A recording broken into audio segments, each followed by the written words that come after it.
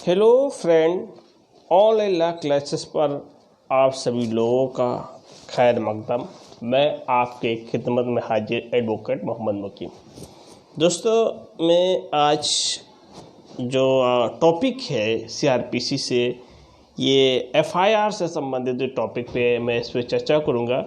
मैं जो करूँगा वो क्या है कि पहले आपको बेल एक्ट के बारे में बताऊँगा और उसके साथ साथ मैं आपको एक्सप्लेनेशन व्याख्या सहित मैं आपको एक नोट बनाने की बात को मैं सजेशन दूंगा कि कैसे नोट्स बनाया जाएगा, क्या कैसे पॉइंट जो है एराइज होंगे, आपको मेंस के टॉपिक में क्या क्या लिखना है, ये सारी चीज़ों को मैं चर्चा करूँगा। ये एफआईआर से संबंधित जो टॉपिक है ये बहुत इम्पोर्टेंट है दोस्तों। मैं अभी बेरेक्ट के बाद जैसे मैं बेरेक्ट की पूरे सेक्शन ख़त्म होते हैं उसी के साथ में जो है आपको एक्सप्लेनेशन बताऊँगा। दोस्तों, आपसे एक गुजारिश है कि अभी तक हमारे जो चैनल है सब्सक्राइब नहीं किए हैं तो हमारे चैनल को सब्सक्राइब कर लें, अच्छा लगे तो लाइक करें और अधिक से अधिक लोगों में शेयर करें। एवरीवन, मैं ज़्यादा समय न लेते हुए दोस्तों मैं टॉपिक पे बात करता हूँ। ये चैप्टर है 12 यानी अध्याय 12 है। इसमें कहता है पुलिस को इत्तला और उनके अन्वेषण करने की शक्तियाँ।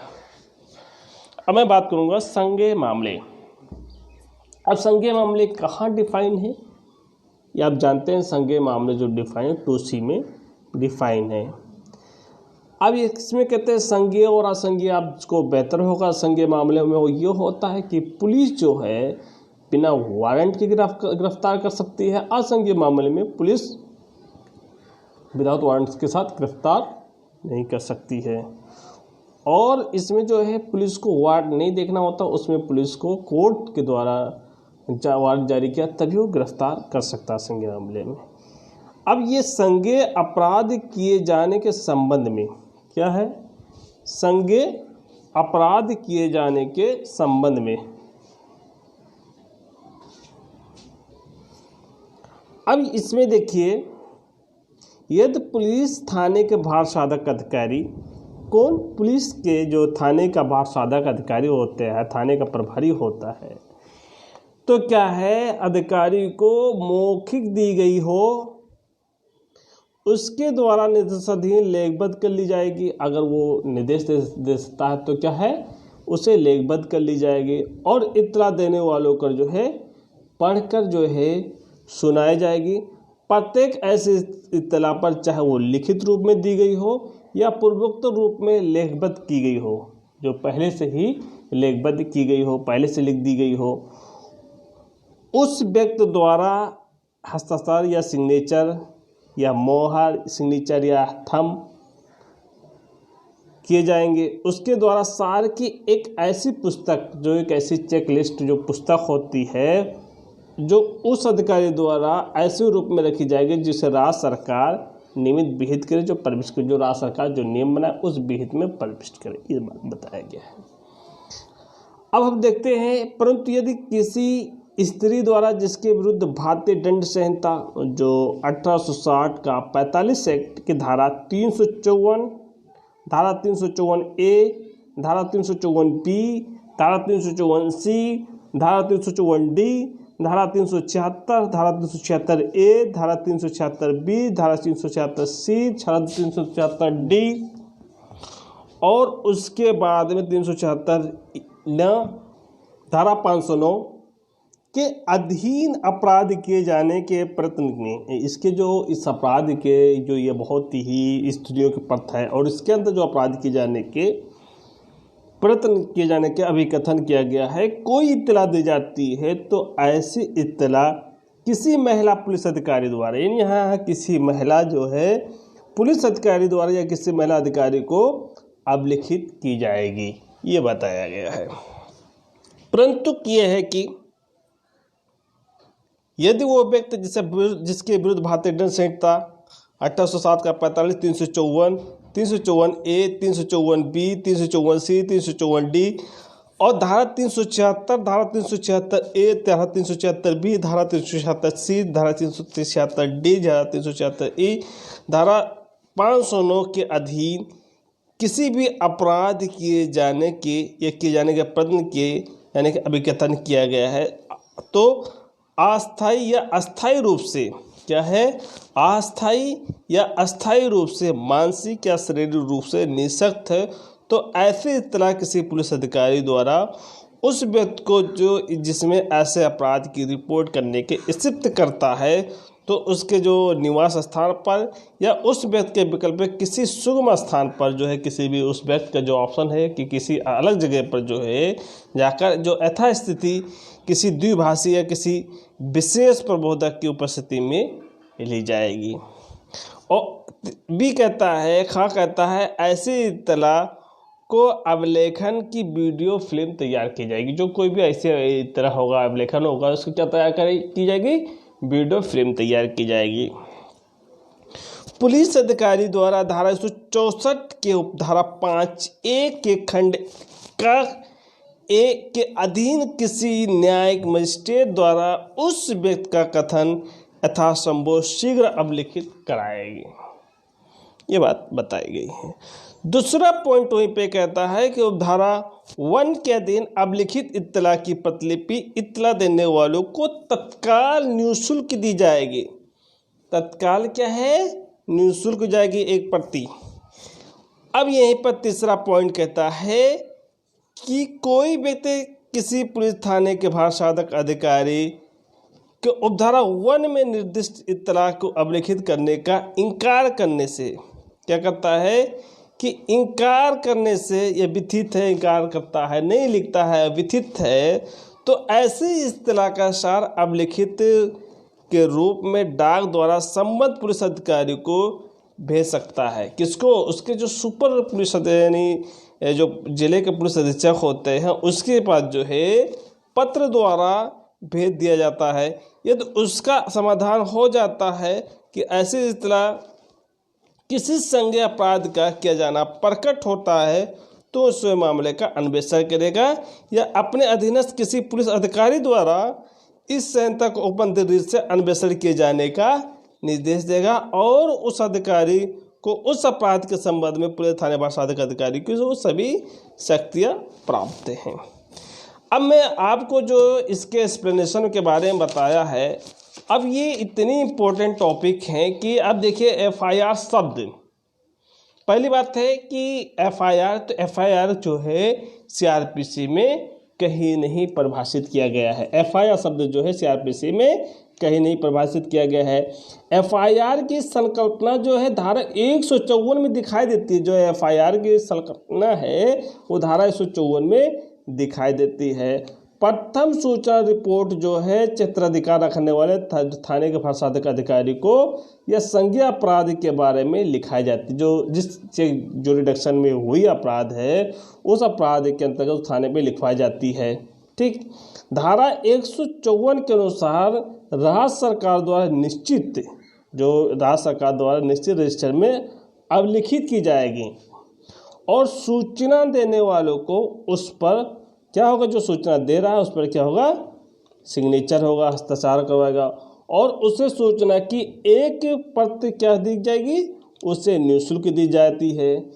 इस प्रकार के थाने के भारसाधक अधिकारी को किसी भी संज्ञेय अपराध के घटित होने का मौखिक या लिखित सूचना को क्या कहलाती है, एफआईआर कहलाती है। ठीक, अब संज्ञेय अपराध के अर्थ ऐसे अपराध से है जैसे सीआरपीसी की प्रथम अनुसूची में या किसी अन्य विधि की में जो है संज्ञेय घोषित किया गया हो, यानी कॉग्निजेबल जो है कॉग्निजेबल ऑफेंस जो है डिक्लेयर किया गया हो। पुलिस द्वारा वारंट के बिना गिरफ्तार किया जाता संज्ञेय अपराध में। और असंज्ञेय अपराध का अर्थ ऐसा अपराध है कि जो संज्ञेय नहीं है, जो बिना वारंट के गिरफ्तार नहीं कर सकता है, वो 2L में बताया गया है। अब संज्ञेय और असंज्ञेय अपराध का मुख्य अंतर गिरफ्तारी की शर्त को लेकर है। जो संज्ञेय और असंज्ञेय का जो अंतर है उसमें गिरफ्तारी को लेकर है।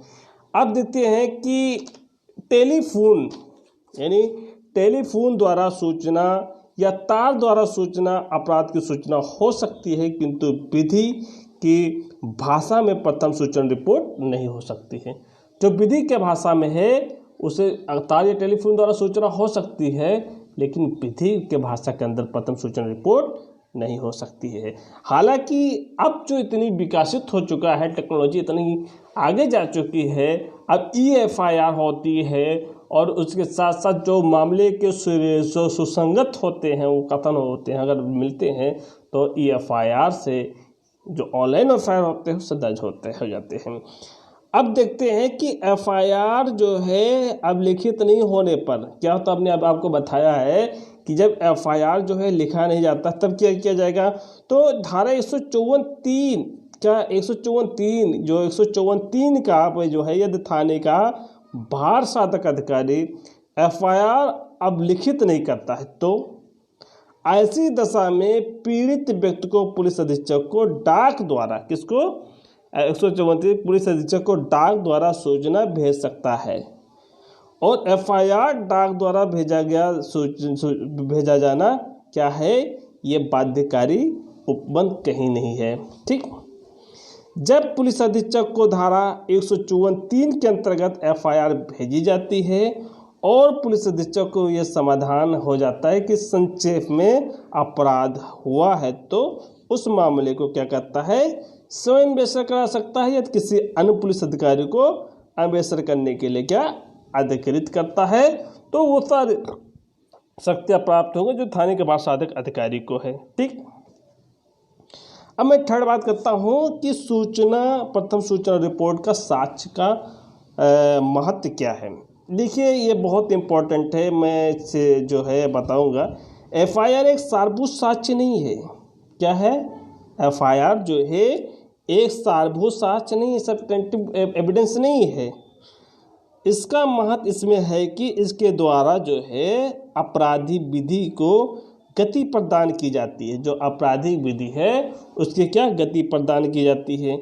इसका महत्व निम्न बिंदु अनुसार हम इसको स्पष्ट करेंगे। पहला है, सूचना देने वाले व्यक्ति की दृष्टि से, जो सूचना देने वाले व्यक्ति के दृष्टि में महत्व रखता है कि आपराधिक विधि को क्या है, जो आपराधिक विधि को गतिशीलता प्राप्त हो जाती है तथा अन्वेषण करता जो उस केस का जो है इन्वेस्टिगेशन का है करता है, अपराध के बारे में जानकारी क्या है वो प्राप्त हो जाता है, जिससे अपराधी को उसका अंजाम तक पहुंचा जा सके।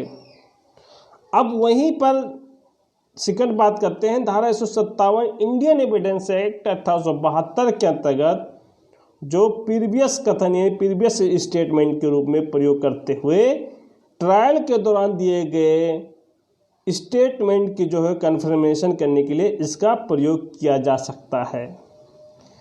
अब वहीं पर मैं थर्ड बात करता हूँ, सेक्शन 145 इंडियन एविडेंस एक्ट 1872 के अकॉर्डिंग प्रीवियस स्टेटमेंट से जो है विरोधाभास प्रकट करने के लिए इसका जो है प्रयोग किया जा सकता है। ठीक, फोर्थ पॉइंट कहते हैं कि जो ऑफेंस के बारे में जो है शीघ्रता जो है सूचना प्राप्त करने के लिए धारा 154 के अधिनियम के तहत जो है क्या किया गया, अपराध को तुरंत बात को दर्ज करवा लेना चाहिए। इस बात का संभावना कम रहती है कि किसी व्यक्ति को झूठा में फंसाया गया हो।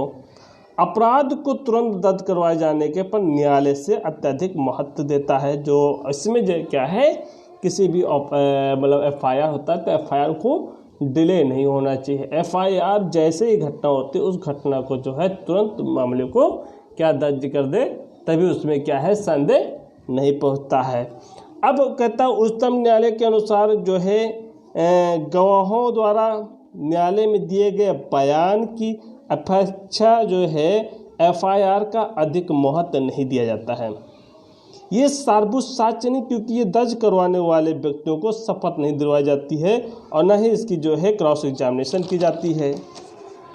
अब दर्ज करवाने वाले व्यक्ति की मृत्यु हो जाने पर, अगर दर्ज करने वाला व्यक्ति है और उसकी मृत्यु हो जाने पर क्या है, कथन के जो है इसके जो पूरा स्टेटमेंट है उसे डाइंड डिक्लेरेशन के तहत रिलेवेंस हो जाती है। अब धारा 8 इंडियन एविडेंस के अंतर्गत जो है प्रीवियसली स्टेटमेंट तथा पक्षाघाती आचरण जो है कंडक्ट को स्पष्ट करने के लिए इसका जो है प्रयोग किया जा सकता है।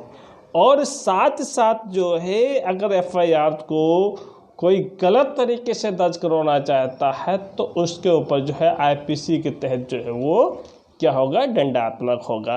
तो दोस्तों मैं चाहता हूँ मैं आज जो है एफआईआर पे चर्चा किया हूँ, आपको एक किस पर मैं केस लॉ पे बताऊँगा कि एफआईआर जो है मैंडेटरी है कि नहीं मैंडेटरी है। अब जैसे इसमें कहा गया है कि प्रत्येक सूचना जो है चाहे संज्ञेय हो चाहे असंज्ञेय हो, मामले को दर्ज करना लता सिंह के केस में कहा गया था।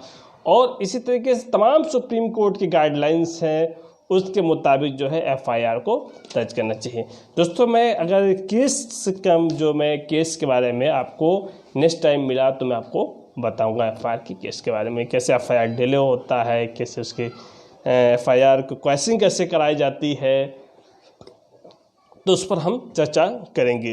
अभी तो दोस्तों हमारे साथ जुड़े रहें। थैंक यू, धन्यवाद।